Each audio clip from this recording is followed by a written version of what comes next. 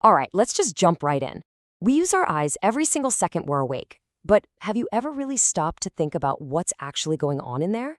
We're about to explore the incredible and honestly pretty mind-bending reality of human vision. Because it's so much more than just seeing. It's a genuine superpower you never knew you had. You know, most of us have this idea in our heads, right? That our eyes are basically little video cameras, just passively recording the world and beaming that footage straight to our brains. It's a nice, simple picture, but it's also completely wrong. The truth is, your visual system isn't a passive little recorder at all. It's an active, predictive, and unbelievably powerful processing system.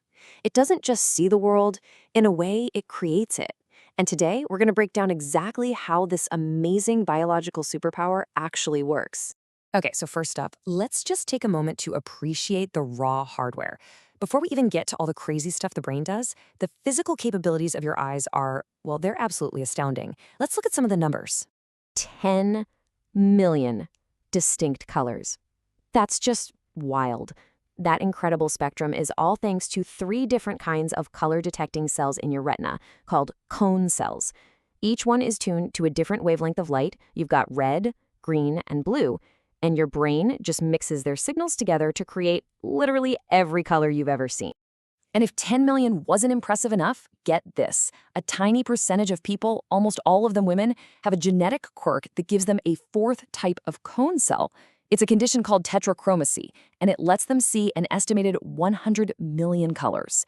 It's a real-life superpower, letting them see subtle shades in a painting or a sunset that are totally invisible to the rest of us. Ever wonder how you can recognize a friend's face in a split second or catch something you've just dropped? Well, it's because your brain can process an entire image in as little as 13 milliseconds. That is literally faster than you can blink, and it's a huge reason we can react so quickly to things, a critical survival trait.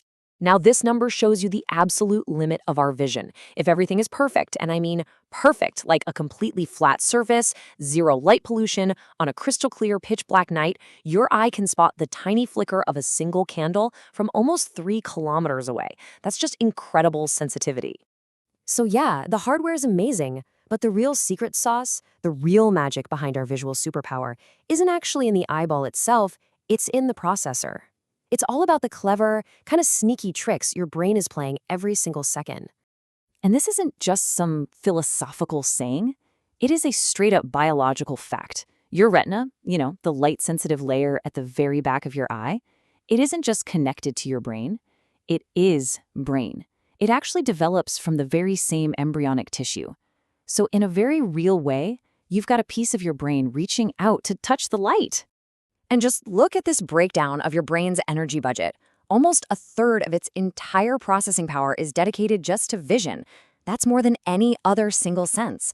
That massive energy investment tells you everything you need to know about how vital seeing is for us. Now, to make all this work, your eyes aren't just sitting still. They're constantly darting around in these tiny, super fast movements called saccades. You're actually doing it right now, scanning this. They happen constantly, like up to 3 times a second, and it's how your brain builds a complete picture. But this constant movement creates a bit of a problem. See, if your eyes were just little cameras, all that jittering around would create a blurry, shaky mess. So your brain does something unbelievable. For that tiny fraction of a second when your eyes are moving, your brain just turns your vision off. It totally ignores the input to prevent motion blur. This is exactly why you can never see your own eyes move when you look in a mirror. Because for that split second, you're pretty much blind. So we've got this incredible hardware and a genius processor pulling all these tricks. But why? What's the point of all this biological engineering? Well, the answer is simple and it's primal. It's all part of a built-in survival kit that's been fine-tuned over millions of years of evolution. To get this, we have to look at the 2 main types of light-detecting cells in your retina. So you have about 120 million rod cells. These guys are the masters of seeing in low light and detecting motion, but they're colorblind. And then you have the cone cells, which handle all the high-definition color and sharp details. The key thing here isn't just what they do, but where they are. Have you ever noticed how you can easily spot something moving out of the corner of your eye, but when you turn to look at it directly, it's harder to see? Yeah, that's by design. The outer edges of your vision are packed with those super sensitive motion detecting rod cells. It is literally your built-in predator detector, designed to alert you to a potential threat before you can even see it clearly.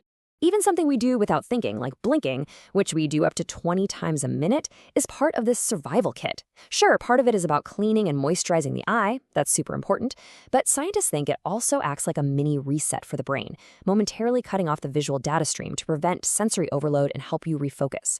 It's like a physical and a mental refresh button. So this all leads to a really cool question. Since vision is so deeply tied to the brain, can we actually train it? Can we push the limits and make our eyesight even better than it is? And the answer is sort of, yes. You can absolutely train certain visual skills. Think about professional athletes. They spend countless hours improving their visual attention and their eye-hand coordination. You can even train your brain to get better at picking up on contrast, which helps you see better in low light. All of this is about training the software, your brain's ability to interpret what it sees. But, and this is the big catch, you can't train the hardware beyond what it was built for. No amount of practice is going to give you telescopic vision or let you see ultraviolet light. You can get way more efficient at using the amazing system you've got, but you can't really change its fundamental biological limits. So let's end on this thought. We've established that seeing isn't just a physical thing, it's a mental thing. Your eyes are a direct physical extension of your brain, reaching out into the world. And if you can train your brain to learn new languages or recognize new patterns, what new things could you train your eyes and your brain to see in the world all around you? It's a pretty fascinating thing to think about.